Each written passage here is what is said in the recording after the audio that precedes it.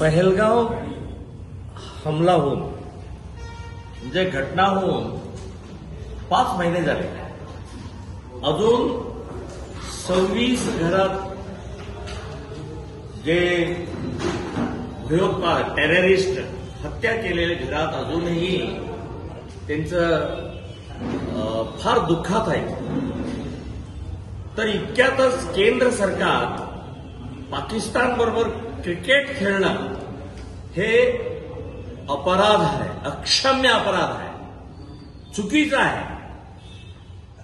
Terrorist centre, terrorist factory हा तुम्हीच declare केलेला पाकिस्तान आणि पहलगावचं घटना झाल्यानंतर टोटल बहिष्कार घातलेला आहे.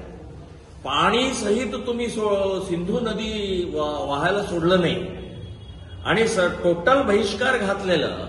आता क्रिकेट खेळायचं काय आवश्यकता आहे? हे चुकीचं आहे.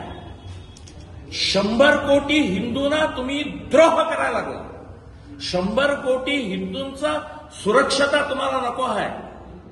तुम्हाला पाकिस्तान बरोबर क्रिकेट खेळून पैसे पाहिजे आहेत. तुम्हाला क्रिकेट खेळाडूंनाही मी सांगतो, क्रिकेट कोण खेळायला त्यांनाही मी सांगत आहे आणि बीसीसीआय आयसीसीआयने त्यांनाही सांगत आहे, तुमच्या घरात पहलगाव सारखा घटना झाली नाही, तुमच्या घरातल्या मुलांना बायकांना तुमचं त्या झालं नाही, हत्या झालं नाही म्हणून ते तुम्हाला माहीत नाही.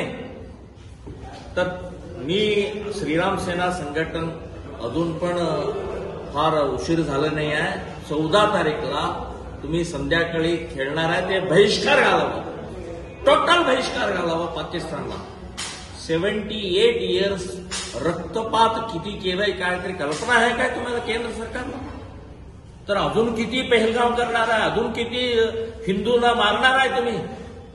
तर हे बंद करा, स्टॉप करावा असा आमचा आग्रह आहे.